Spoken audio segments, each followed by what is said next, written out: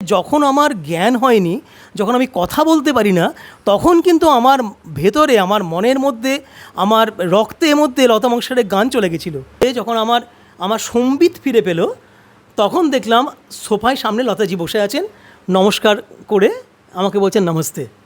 লতাজি যতদিন বেঁচে ছিলেন ততদিন আমার বইয়ের ফার্স্ট রিডার ছিলেন লতা মঙ্গেশকর।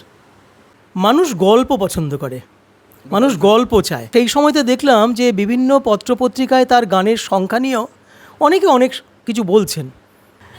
6,740 পর্যন্ত আমি পেয়েছি, মানে 6,740টা গানের ইনফরমেশন আমি এখনও পর্যন্ত জোগাড় করতে পেরেছি। আমাকে 260খানা গান দিন, আমি 6,740কে 7,000 করে দিই, আমিও নিশ্চিন্ত যে আরও গান পেলাম। আমি এটাও ভাববো যে আমার অনেক গান পাওয়া বাকি রয়ে গেল, যে আমি পাইনি, আমি কিছু পাবো। এবং যারা এই ধরনের এই অসম্ভব রেয়ার গান আমাকে দেবেন, তার সাম্মানিক হিসাবে আমি তাদের মিষ্টি খাওয়ার জন্য হ্যাঁ টাকা দেবো। সিকিউরিটির দিক থেকে আমাকে বলা হলো যে আমরা লতা মঙ্গেশকরকে কোনো সিকিউরিটি দিতে পারবো না। আমি খুব বাজে হিন্দি বলি, ওই জন্য আমি লতাজিকে বাঙালি করে দিয়েছিলাম। ওপরে লেখা সাইলেন্স প্লিজ, নিচে লেখা জিনিয়াস ইনসাইড। মোহে ভুল গয়ে সাঁवरिया,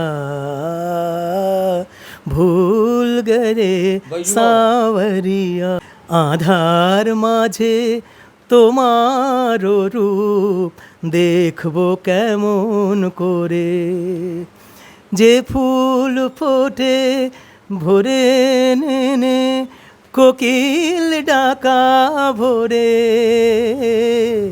দেখবো কেমন করে। ওনার জন্মদিনে আমি 2 লাইন গান গেয়ে শুনিয়েছিলাম ওনাকে।